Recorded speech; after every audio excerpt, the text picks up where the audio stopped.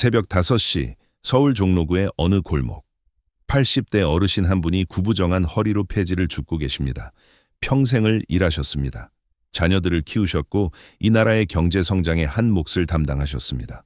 그런데 지금 그분의 손에는 월 77만 원의 폐지 수입이 쥐어져 있습니다.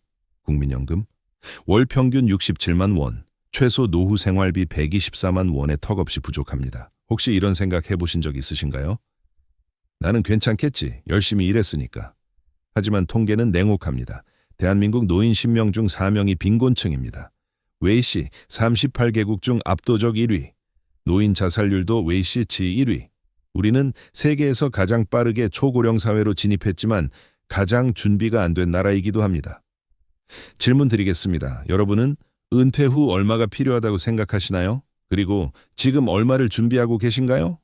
2024년 12월 23일 역사적인 순간이 찾아왔습니다. 대한민국 65세 이상 인구가 1024만 명을 돌파하며 전체 인구의 20%를 넘어섰습니다. 공식적으로 초고령 사회에 진입한 것입니다. 고령화 사회에서 고령 사회까지 7년, 고령 사회에서 초고령 사회까지 7년 4개월. 일본은 10년, 프랑스는 29년이 걸렸습니다. 우리는 세계에서 가장 빠른 속도로 늙어가고 있습니다. KB금융지주 경영연구소의 2025 KB 골든라이프 보고서에 따르면 한국인이 생각하는 적정 노후 생활비는 월 평균 350만 원입니다. 하지만 실제로 준비할 수 있는 금액은 230만 원에 불과합니다. 120만 원의 격차.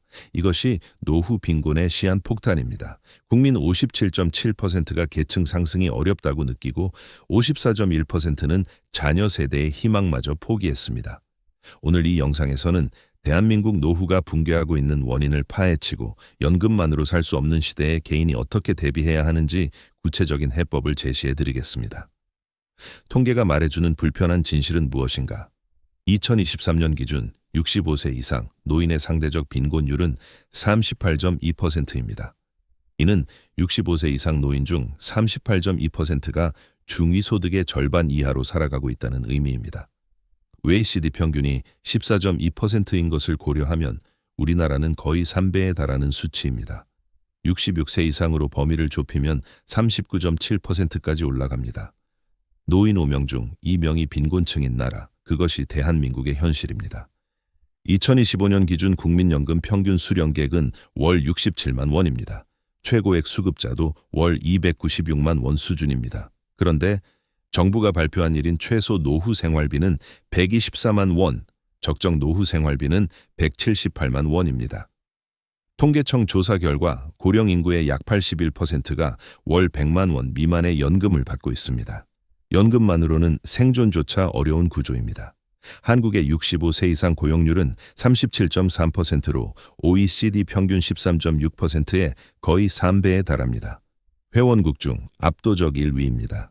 초고령 사회인 일본 25.3%보다도 훨씬 높습니다. 그런데 이들이 일하는 이유가 무엇일까요?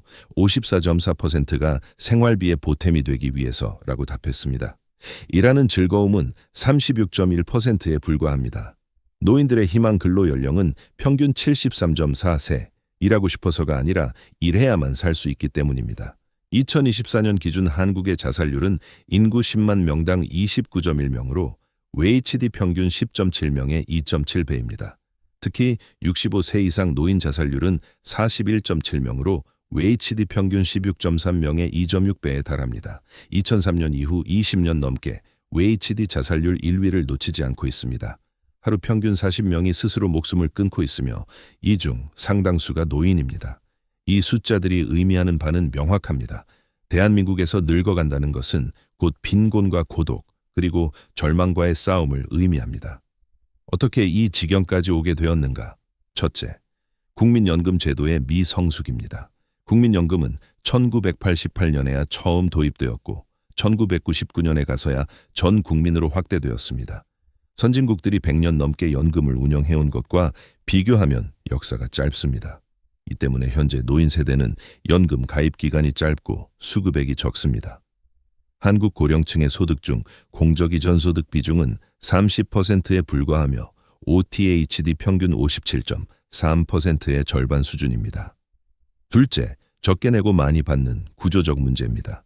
국민연금 보험료율은 1998년 이후 26년간 9%로 동결되어 있습니다. 2025년 개정으로 13%까지 인상될 예정이지만 이마저도 선진국 평균인 18에서 20%에 비하면 낮은 수준입니다. 반면 소득 대체율 은퇴 전 소득 대비 연금 비율은 40% 초반에 머물러 있습니다. 기금 고갈 시점은 2064년으로 8년 연장되었지만 여전히 고갈 자체는 피할 수 없습니다.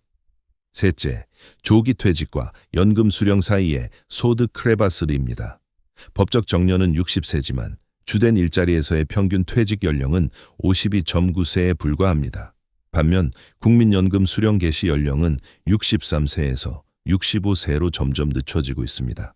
최소 10년 이상의 소득 공백기가 발생합니다. 이 기간 동안 많은 이들이 저임금, 불안정한 일자리로 내몰립니다. 2024년 노인 일자리 종사자 중 34.2%가 단순 노무직입니다. 넷째, 급속한 고령화와 저출산의 이중고입니다. 생산 가능 인구는 2023년 3,657만 명에서 2044년 2,717만 명으로 약 1,000만 명이 줄어들 전망입니다. 2058년에는 생산 연령 인구 1명이 노인이나 유소년 1명을 부양해야 합니다. 한국은행은 잠재 성장률이 2045년 이후 0.6%까지 떨어질 것으로 예측합니다. 경제는 성장을 멈추는데 부양해야 할 노인은 늘어나는 구조입니다. 마지막으로 가족 부양 시스템의 붕괴입니다. 2023년 혼자 사는 고령자 가구는 213만 8천 가구로 전체 고령자 가구의 37.8%입니다. 이 중 18.7%가 도움받을 수 있는 사람이 아예 없습니다. 과거에는 자녀가 부모를 부양했지만 이제 노인들은 스스로 생활비를 마련해야 합니다. 혼자 사는 고령자의 49.4%가 스스로 생활비를 충당하고 있습니다. 이 모든 요인이 복합적으로 작용하여 노후 붕괴라는 구조적 위기를 만들어냈습니다. 혹시 여러분은 이 중 몇 가지가 자신에게 해당된다고 느끼시나요? 이대로 가면 어떤 미래가 펼쳐지는가? 첫째, 노인 빈곤의 세대 확산입니다.